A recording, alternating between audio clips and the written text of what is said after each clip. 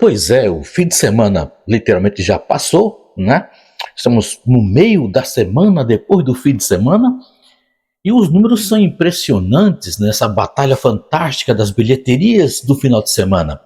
Três grandes produções estão disputando aí numa guerra e a gente ainda não sabe, ou podemos até prever ou prevenir quem será o vencedor dessa batalha. A gente tem de um lado a lenda da música, a gente tem do outro lado o glamour impiedoso da moda e praticamente já chegando próximo de uma reviravolta, temos toda a força e apoteose dos videogames, dos fatalities, da violência e do sangue.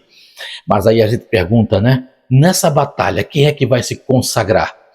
Vamos fazer uma rápida análise desses três filmes para saber as possibilidades e como anda essa movimentação de bilheterias dessas gigantescas propostas cinematográficas que estão agradando a gregos e a troianos depois da vinheta.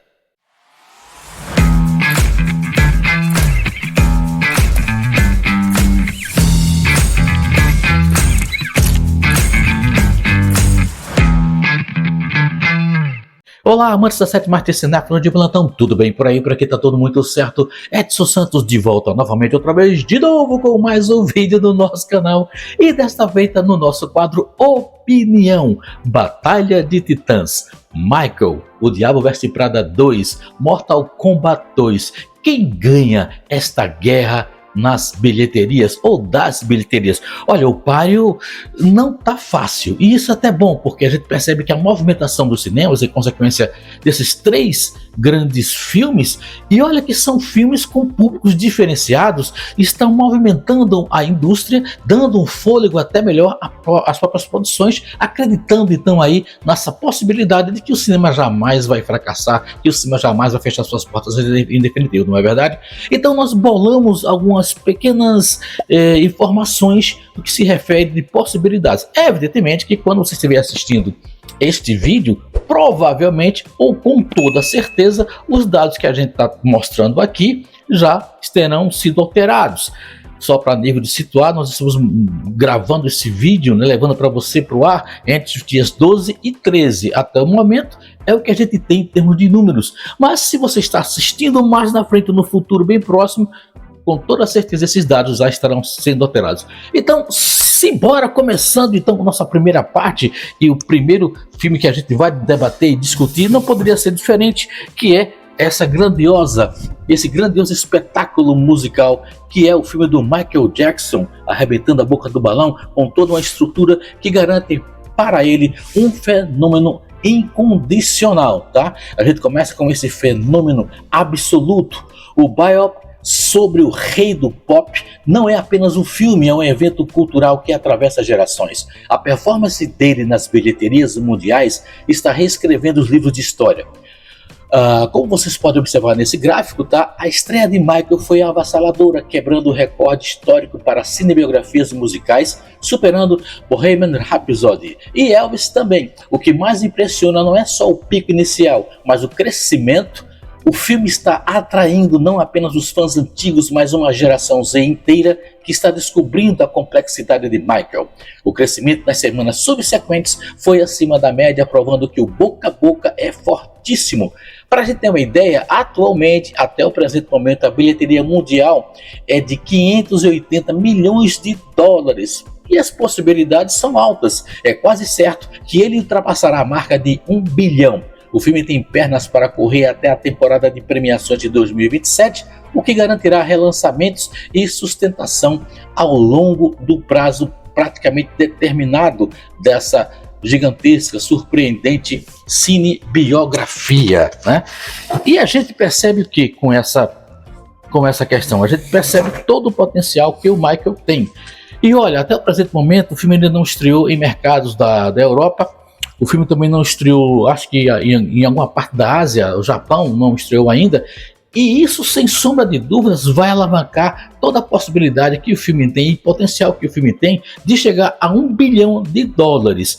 Outro fator interessante, né? Toda essa construção que o Michael Jackson fez e enveredando também, conquistando um público que não tem a ver muito com o período que ele estava em franca ascensão. Mas ele fala a língua dos jovens, e isso é que é importante para ele se manter exatamente nesse patamar de equilíbrio e surpreendendo a bilheteria com uma história que se aguarda também a segunda parte.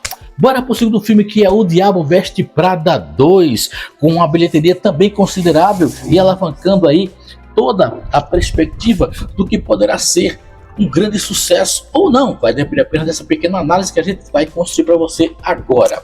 Bom, vamos mudar então essa frequência para a elegância impiedosa da moda.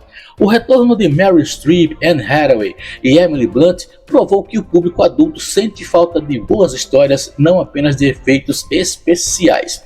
O Diabo Veste Prada 2 foi uma jogada mestra de counter program, ou seja, uma programação alternativa. Ele estreou em meio a blockbusters e faturou muito em cima de um público que busca humor inteligente e prestígio acadêmico. A estreia foi sólida, mas o crescimento foi estável, sem quedas bruscas nas semanas seguintes. Como a gente pode observar aqui no gráfico, ele tem uma perna internacional fortíssima, especialmente na Europa e Ásia. A sua bilheteria mundial, pelo menos até o presente momento que gravamos este vídeo, está acumulada em 435 milhões de dólares. E as possibilidades são grandes. É um kit blockbuster, ou seja, é aquele blockbuster que vai, né, no silêncio, quietinho, como um mineirinho, mostrando para que veio. Ele não precisa de números de 1 bilhão para ser extremamente lucrativo, dado o seu orçamento mais controlado. A sequência garantiu fôlego para a franquia e deve gerar muito lucro no streaming. É algo que, sem sombra de dúvidas, vai agradar principalmente aos produtores. Diabo Veste Prada 2 pode ser considerado uma grata surpresa. Eu particularmente não gostei muito do filme, como já fiz a minha crítica, mas isso não veio ao caso aqui. A gente está falando de números, que é o que mais importa na indústria cinematográfica. Com esses números, a gente pode perceber que Diabo Veste Prada, o Diabo 2, ele teve uma explosão muito interessante, até porque foi lançado no período do Dia das Mães. E isso ajudou bastante para que houvesse esse burburinho, esse buchicho para a busca de se ver o filme. Um detalhe muito importante é que entra um comparativo até com o próprio filme do Michael, é que o Diabo Veste Prada 2 teve uma queda de 44% na procura de se ver o filme. Já o Michael Jackson, na sua terceira semana, pasmem, tá? Teve apenas uma queda de 33%. Para o filme que já está com 3 semanas de exibição, isso é um dado extremamente importante. Não que essa pequena queda de Diabo Veste Prada venha a alterar alguma coisa. Altera sim, mas praticamente o filme já é considerado um grande sucesso, porque lucrou muito mais do que até mesmo o primeiro filme em todo o período em que ele foi exibido. Bora então para a gente fechar com a nossa terceira questão, que é Mortal Kombat 2. Será que foi uma surpresa? Será que Mortal Kombat 2 realmente mostrou para que veio? A gente pode dizer que também é um campeão, que também é um vencedor? Vamos lá então analisar essa questão de Mortal Kombat, fechando esse nosso bate-papo. Olha só, ele chegou prometendo sangue, fatalities e fidelidade que os fãs exigiam. Este é um filme voltado para o fandom literalmente puro. A estreia foi open push, ou seja, um pico altíssimo nas primeiras 72 horas, superando o primeiro filme que teve lançamento simultâneo. Porém, o dado preocupante é o crescimento. Como é comum em filmes R-rated de nicho, houve uma queda acentuada na segunda semana. Ele arrecadou muito rápido, mas a sustentação é o desafio. A sua bilheteria mundial atualmente é de 65 milhões de dólares, tá?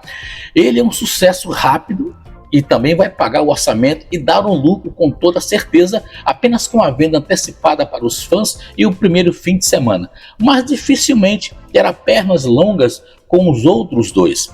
O lucro real virá de licenciamento de games e, claro, de bonecos que serão vendidos a rodo. A estratégia de Mortal Kombat 2 não teve lá uma qualificação mais específica. O que mais movimentou foi a curiosidade do que a gente poderia esperar desse segundo filme. Agradou a todo mundo, agradou boa parte do público, sim. A crítica também está mista, mas há um sucesso, pelo menos temporário. Então ele cresceu muito, explodiu e depois ele teve uma estagnação e agora está em franca decadência. Isso quer dizer que ele é um filme ruim, que não vai dar lucro? Não, ele já deu lucro sim, até por ter superado a bilheteria também do primeiro filme. Vamos fazer uma avaliação agora no quadro geral, como é que isso mostra as possibilidades de A, B, C, para que a gente possa entender a fundo todo o contexto dessa narrativa das bilheterias. Vamos agora mostrar então um quadro geral de proporções sobre esses três gigantescos filmes que estão lucrando aí, estão dando muito o que falar, certo? Bom, este gráfico mostra claramente a guerra das pernas longas. Michael, nessa área de ouro, como vocês podem observar, é o Golias, o gigante, com a base mais sólida e a curva mais íngreme.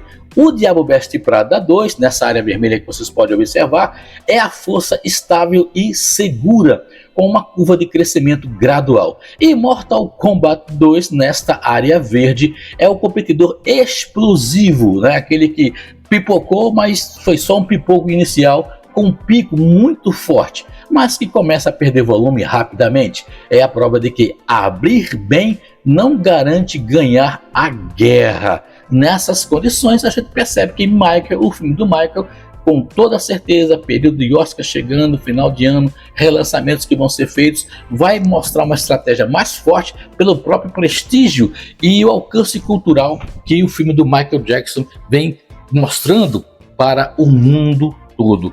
Então, assim, no quadro geral, a gente pode dizer que Michael Jackson é sucesso de crítica e de público, talvez não de crítica, mas de público com certeza. Podemos afirmar que Diabo Veste Prada 2 também teve a sua vitória garantida para o ponto de vista do público que quis atingir?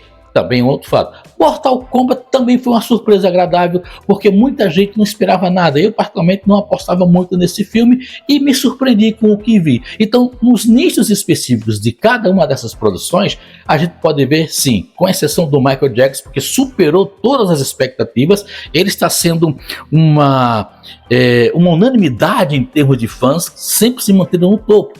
O filme do Michael não vem caindo drasticamente, ele vem se mantendo num pico de sucesso absoluto. O Diabo Veste Prada, como nós falamos, estabilizou e agora está tendo um pequeno declínio. A mesma coisa com relação ao Mortal Kombat. Explodiu e aí teve uma queda vertiginosa. Isso não quer dizer que são filmes que o Mortal Kombat não teve um grande sucesso. Teve sim, e são três grandes bilheterias que já nesse mês de maio explodiram, levando centenas, milhares, dezenas de pessoas até o cinema. Isso quer dizer que o faturamento está alto para essas três grandes produções. Mas e você? Para você, dessas três produções, qual a que você mais curtiu assistir? Qual aquela que você chama mais a sua atenção? O filme do Michael, musical, né? E toda essa apoteose que está acontecendo? O glamour da moda? Ou a violência estereotipada de Mortal Kombat? Deixa aqui embaixo os comentários, tá? Não se esquece de se inscrever no canal, ativar o sininho para receber notificações, principalmente deixar o teu like, o teu joinha, o teu ok, o comentário, tá? Eu concordo, discordo, prefiro o Michael, prefiro o Diabo Veste Prada 2, enfim. Esse comentário ajuda bastante para que o algoritmo do YouTube reconheça o valor do nosso trabalho e possa enviar toda essa mensagem para as pessoas que, como você, também gostam de cinema. Combinado então? Torça tudo fora, mas com toda certeza nos encontramos no próximo vídeo. Para todo mundo, forte abraço. Bye bye, so long, auf Wiedersehen para você. Obrigado, gente.